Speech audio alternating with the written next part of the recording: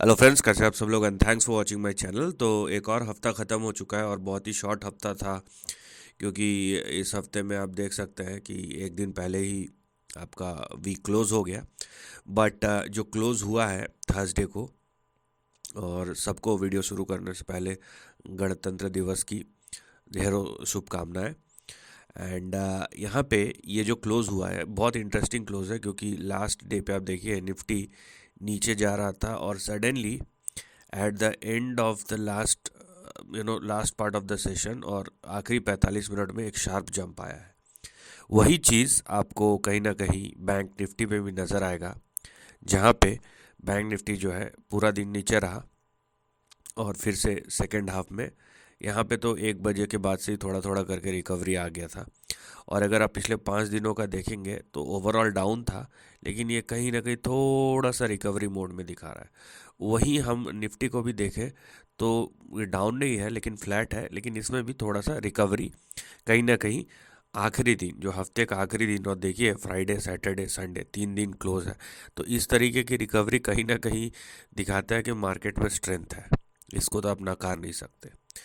तो ये बेस रहेगा एनालिसिस का, क्योंकि कुछ डायरेक्शन हमको मिल जाता है, क्योंकि दिन के हफ्ते के आखिरी दिन में अगर इस तरीके का क्लोज हो रहा है तो मे बी मार्केट कुछ एक्सपेक्ट कर रहा है। एंड होपफुली, क्योंकि अगला हफ्ता अगले थर्सडे आपको बजट भी दिखाई देगा, प्लस यहाँ पे अगले थर्सडे, क्योंकि ये एक इलेक्शन ईयर भी है, तो बहुत सारे अपडेट्स अभी आना शुरू हो जाएंगे ये अगले हफ्ते से ही आपको कुछ ना कुछ, चाहे वो पॉलिटिकल हो, जियो इकोनॉमिक हो, फाइनेंशियल हो, या और भी नए प्रोजेक्ट्स या डेवलपमेंट से रिलेटेड, तो बहुत कुछ आपको देखने मिलेगा। और क्योंकि budget is around the corner, तो बहुत कुछ हो सकता है, क्योंकि एक एंटिसिपेशन है, ये एक परसेप्शन रहता है, राइट। तो चलिए देखते हैं। तो सबसे पहले हम क्या करेंगे, एक सेक्टोरल चेक ले लेंगे, ठीक है। एनएससी के सेक्टोरल इंडाइसिस ने किस तरीके का परफॉर्मेंस दिया है, तो इससे हमें एक आइडिया मिल जाएगा कि क्या हो सकता है और क्या नहीं हो सकता है। तो उस बेस पे हम ये बोल सकेंगे कि भाई स्ट्रेंथ कहाँ से मिल रहा है। क्योंकि निफ्टी बैंक अब देखिए ½ % नीचे है, Nifty auto flat to positive, Nifty financial services negative में है, एफएमसीजी और आईटी में पिटाई हुई है। तो यहाँ पे मीडिया थोड़ा सा ऊपर है, मेटल थोड़ा सा ऊपर है, फार्मा में भी पिटाई हुई है। और उसके बाद पीएसयू बैंक भी थोड़ा ऊपर है, रियल्टी थोड़ा सा ऊपर है, और यहाँ पे oil and gas, consumer durables, private bank, सब चीज़ें नेगेटिव है। तो अब बात यह है कि पॉजिटिविटी आ कहाँ से रही है।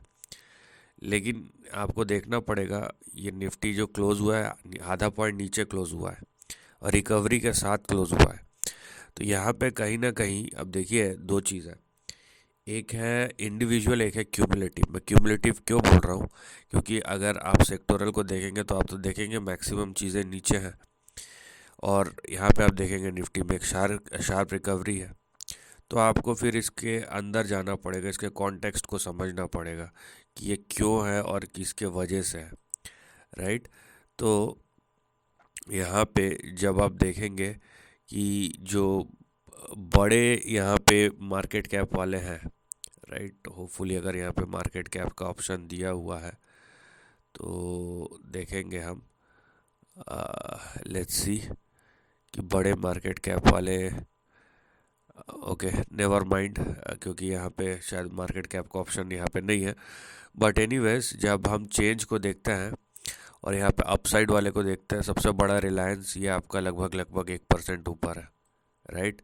उसके बाद आईसीआईसीआई बैंक ये ऊपर है, इंडसइंड बैंक तो नहीं है, फिर भी ये भी ऊपर है। तो मैं यहाँ पे ये पता चलता है कि जो मेगा कैप्स हैं, ठीक है, जो चला सकता है, एक रिलायंस और एक आईसीआईसीआई बैंक यहाँ पे आपको दिखाई देंगे। तो जो मैनेजमेंट होता है ना इंडेक्स का, वो भी एक पावरफुल टूल है। उसमें भी अगर आप रिलायंस का चार्ट देखेंगे जाके, इसके अंदर भी रिलायंस का अगर आप मे बी लेट्स सी, हम अगर रिलायंस का चार्ट देखें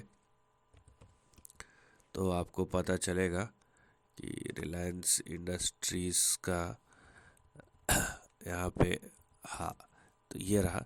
तो ये चीज़ आप देख सकते हैं यहाँ पे। तो ये एक ने ही सब चीज़ संभाल लिया। और हमारे पास बैंकिंग में था आईसीआईसीआई बैंक। तो इसे कहते हैं मैनेजमेंट, आपको माइक्रो लेवल पे जाके देखना पड़ेगा।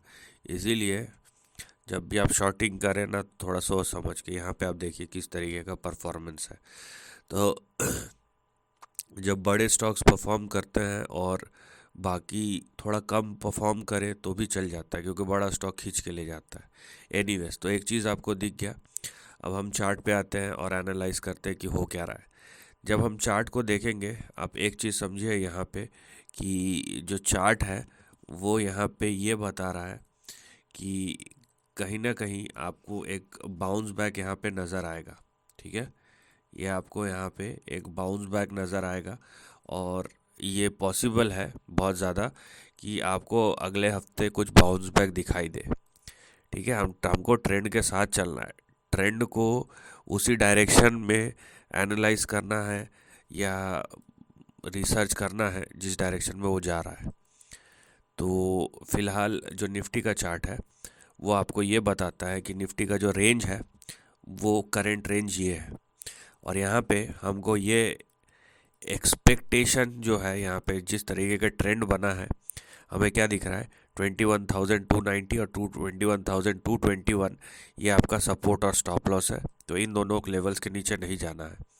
और अगर ये 21,293 के ऊपर सस्टेन करता है तो यहाँ पे हो सकता है अगले हफ्ते का जो पोटेंशियल है 21,756 और लेट्स से 21,760, ये आपका अगला टारगेट या रेजिस्टेंस है। और निफ्टी यहाँ तक जा सकता है।